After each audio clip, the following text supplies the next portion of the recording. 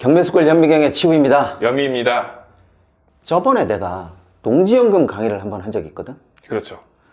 보기보다 사람들이 굉장히 많이 왔어. 맞아요. 그때 주말에 토요일하고 일요일 이틀간 했는데 거의 한 60명? 그렇죠. 각 반에 한 30명 정도씩 해서 60명 정도 오신 것 같더라고요. 그만큼 농지연금에 대한 궁금증? 또 농지연금용 농지를 자기가 한번 쥐려는 사람들이 많이 왔어. 맞아요. 근데 조금만 이야기를 들어보면 사람이 보는 눈은 거의 다 비슷비슷해. 맞아요. 비슷해요. 그러다 보니까 딱 꽂히는 물건이 어떻게 돼 있어? 정해져 있단 말이야. 그래서 내가 이번에 가지고 왔던 물건은 솔직히 나는 여기에 대해서 말을 하고 싶지가 않아. 왜냐하면 1등부터 3등까지 다 내가 아는 사람이야. 근데 내가 이거는 이렇게 하십시오, 저거는 저렇게 하십시오 이렇게 얘기할 수가 없잖아. 그렇죠. 과연 어떤 물건이기에 모든 사람은 아니더라도 농지연금용 농지를 찾을 때 꽂히게 되는가? 그 물건을 한번 가지고 왔어. 네, 그러면 오늘 물건 화면 한번 보겠습니다. 자, 2022 타경 100409 물건이고요. 소재지는 충청남도 아산시 영인면 아산리입니다. 용도는 답이고요. 1689제곱미터니까 510평 정도 되는 물건입니다.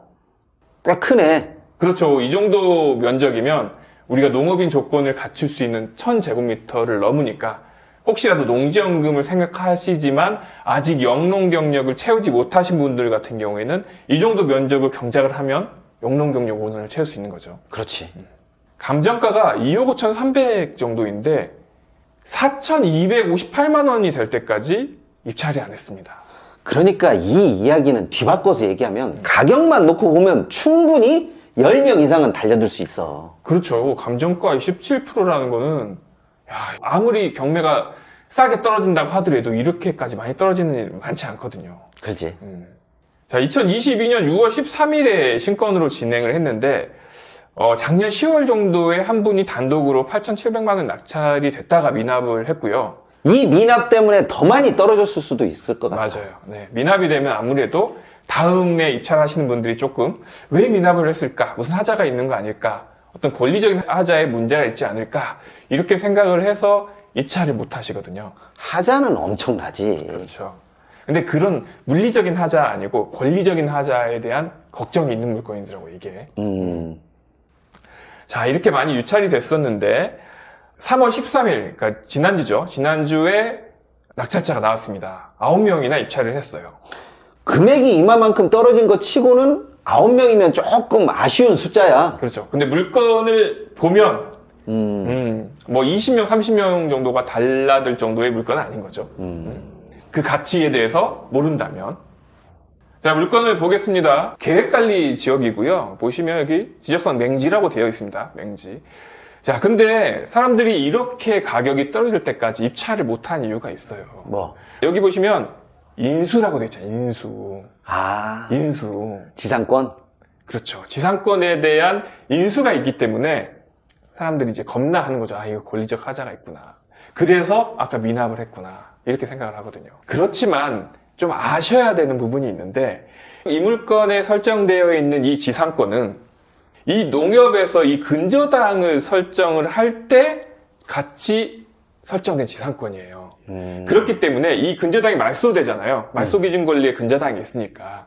그러면 이 금융기관에서 설정한 이 지상권은 근저당 말소될 때 선순위라고 하더라도 같이 말소가 되거든요. 아, 그래? 네, 그래서 이 시스템 상에서는 인수라고 되어 있지만 이 경매 정보지 상에서는 인수라고 되어 있지만 이거는 인수가 아니에요. 말소예요. 말소인데 여기에 인수라고 되어 있기 때문에 사람들이 입찰을 못하고 있는 거예요.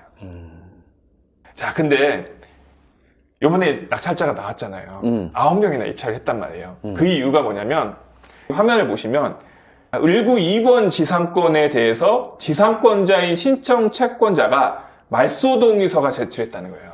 원래 이것도 인수가 아니지만 워낙 이게 감정가 대비해서 많이 떨어지니까 이 채권자가 이것 때문에 떨어지는구나 라고 해서 아예 말소 동의서를 법원에 제출을 해서 여기 표시가 되게 한 거죠. 그래서 이제 입찰하시는 분들이 이 물건의 지상권은 소멸되는구나 라고 생각하고 안심하고 입찰할 수 있게 되는 거죠. 그러더라도 10명은 넘겼어야지. 너무 조금이었어. 조금 더 물건을 볼게요. 2023년 2월 6일하고 이 사이에 아까 말씀드린 그 채권자의 말소동의서가 저 사이에 들어간 거예요. 그렇기 때문에 유찰이 됐다가 이제 저게 인수가 아니라는 걸 사람들이 알아서 이제 이번 회차 때 3월 13일에 많은 사람들이 입찰을 하게 된 거고, 이 낙찰자도 전 회차를 넘겨가지고 입찰을 하게 된 거죠. 그렇지. 전회차를 넘겨야 되지. 저게 5천만 원대에서 낙찰을 기대하는 사람은 아마 없었을 거야. 그렇죠. 자, 이게 왜 이렇게 유찰이 됐느냐. 물론 방금 말씀드린 권리적인 부분도 있지만 물건적인 하자도 좀 있거든요. 야, 위성 사진을 보면 이쪽이 그 아산 온천 쪽 있죠. 아산 스파비스 온천 단지고요. 영인면 소재지 쪽입니다. 그래서 이 사이에 있는 물건이고요. 야, 여기 보면 우리가 큰 하자라고 생각되는 송전탑. 송전탑 있죠. 송전탑. 송전탑 옆에 있는 이제 여기 이게 이 농지죠. 묵전. 네, 농지인데 옆에 주변 보시면 나무가 빽빽하게 있잖아요. 그렇지. 거의 이제 경사도가 조금 심한 그런 농지라고 볼 수 있죠. 자, 사진을 보시면 아까 우리 위성 사진 위에서 본 송전탑이 바로 이 땅에서 보이고요. 농사를 안 져가지고 이렇게 묵전으로 되어 있죠. 이렇게 묵전으로 되어 있는 것을 사진상으로 보여주고 있고요. 예, 이렇게 뒤에 임야처럼 보이는 나무들이 보이죠. 황량하네. 이것만 봐도 경사도가 꽤 있다라고 유추를 할 수 있어요. 황량하네. 네. 그래도 이 물건의 최대 장점은 뭘 거야? 싸잖아요. 그렇지. 뭐에 대비해서? 공시지가. 그러면 공시지가를 이용해서 최대한 우리가 뽑을 수 있는 게 뭐야? 농지연금이죠. 그렇지. 그러니까 이 9명은 농지연금을 염두에 두고 달려든 사람들이야. 그렇죠. 그럼 공시지가가 얼마인지 한번 볼까요? 음. 자, 토지임 사이트를 보시면 공시지가를 볼 수 있는데, 자, 이게 뭐 버라이어티하게 막 확 오르고 그러진 않았지만 그래도 뭐 꾸준히 유지를 하고 있고, 제곱미터당 65,000원 정도인데 면적을 곱해보니까 그래도 1억이 넘는 그런 땅인 거죠. 그러면 낙찰자가 전회차를 넘겼다고 하더라도 이 정도 금액이면 잘 받은 거네. 그럼 괜찮죠. 제가 그래서 이 공시지가를 농지연금으로 넣었을 때 얼마 정도 나오는지 한번 계산을 해봤습니다. 자, 여기 1억 200 정도 평가가 되고요. 공시지가의 100%가 인정되기 때문에. 자, 그리고 이분 낙찰 받으신 분은 아버님을 위해서 낙찰을 받은 건데 아버님이 이미 농업인이세요. 그래서 2년 경매로 낙찰을 받고 2년을 보유하고 그 이후에 이제 농지연금을 신청하면 되기 때문에 거의 공시지가가 확 오른다거나 그러진 않을 것 같고. 그렇지. 이 정도 금액에서 던진다고 봤을 때 여기 수시 인출형으로 보면 2,500만 원을 받고 먼저 받고, 그리고 나머지 24만 원을 매달 수령할 수 있는 거죠. 그러면 한 5천만 원 정도를 넣어놓고 매달 25만 원 정도면 수익률이 그렇게 크진 않거든요. 그렇지. 그래서 저는 이 토지 같은 경우에는 감정가로 좀 한번 해봤으면 어떨까 싶어요. 그렇지. 감정가의 90%니까. 그리고 감정가로 가야 되는 게 맞지. 왜냐하면 지금 감정평가가 어떻게 나왔어? 2억 5천 정도 나왔잖아요. 그러니까 당연히 주변 시세가 빵빵하게 올랐으니까 농지로 바꿔놓고 감정가를 맞추면 그렇죠. 어느 정도 예상해? 그것도 제가 계산을 해놨다. 음. 자, 이 법원 감정가가 농지연금 감정가하고는 다를 수가 있지만 그래도 이 법원 감정가가 2억 5천 정도의 감정이 됐거든요. 그러면 아마 농지연금을 신청할 때 감정을 받아보면 지금 이 법원에서 감정했던 이 금액을 또 무시 못 하거든요. 절대로 무시 못하지. 왜냐하면 기록이 남아있기 때문에. 그래서 저는 2억 5천 정도에서 90%니까 2억 5천에 90%면 한 2억 2천 정도 돼요. 그 금액을 한번 여기 농지연금에 넣어봤어요.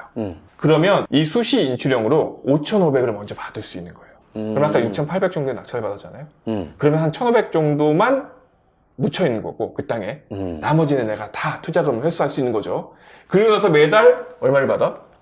54만 원 정도 받는 거예요. 아, 쏠쏠하다. 그러면 괜찮죠. 왜냐하면 1년이면 600만 원 이상이잖아요. 그럼 한 2년이면 본전 찾는 거죠. 그렇지. 그리고 매달 내가 죽을 때까지 이 연금 받을 수 있는 거니까. 그럼 괜찮은 거죠. 1,500 그렇지. 드리고 2년 지나서 본전 찾고 나머지 저 55만 원 정도를 매달 죽을 때까지 받을 수 있으니까. 이건 오버슈팅이 아니네. 그렇죠. 그렇게 되면 이 낙찰자는 이것만 하고 끝낼까요? 아니지. 아니죠. 네. 당연히 아니지. 맞춰야죠. 또 다른 물건 찾고, 다른 물건 찾고, 이런 식으로 해서 하게 되면, 뭐, 한 250 정도만 맞춰놓는다고 쳐도, 그러면 내가 1,500만 원 투자를 해서 50만 원을 맞출 수 있다. 그러면 한 7천, 8천 정도만 해도 250 정도 맞출 수 있는 거잖아요. 그렇지. 산술적으로 보면. 그리고 이런 물건 두서너 개만 더 찾아도 쏠쏠하네. 그럼요.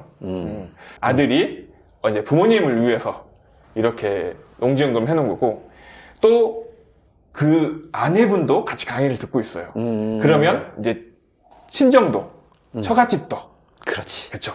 장인어른도 이렇게 해드리는 거죠. 그래서 양가의 부모님들 다 지금 농지연금 세팅을 해주신다고 지금 강의를 듣고 있어요. 아주 효자, 효녀, 그 다음에 본인도 좀 남았겠지.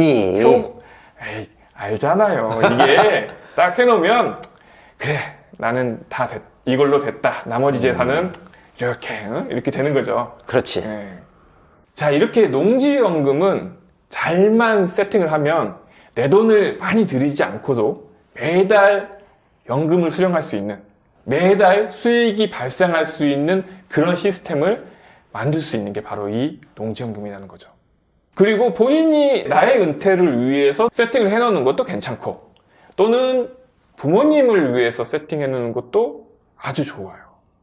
부모님이 받고만 있지 않을 테니까. 그렇지. 나중에 또 주실 거니까. 보기보다 꽤 쏠쏠하기는 한데 이게 또 아는 사람과 모르는 사람의 차이가 분명히 있는 거니까 이런 것은 좀 지식이 어느 정도 습득이 된 사람만 아는 것으로 끝내자고. 그렇죠.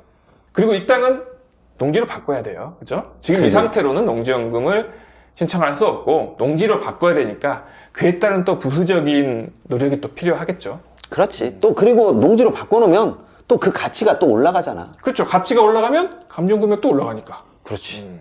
이번 시간은 농지연금용 땅으로 낙찰받은 물건을 소개를 해드렸는데요. 여러분들도 농지연금에 관심이 있으시다면 저희 현미경에 오셔가지고 같이 물건 한번 찾아보기를 권해드리겠습니다. 자, 이번 시간에는 여기까지 하도록 하겠습니다. 감사합니다. 감사합니다.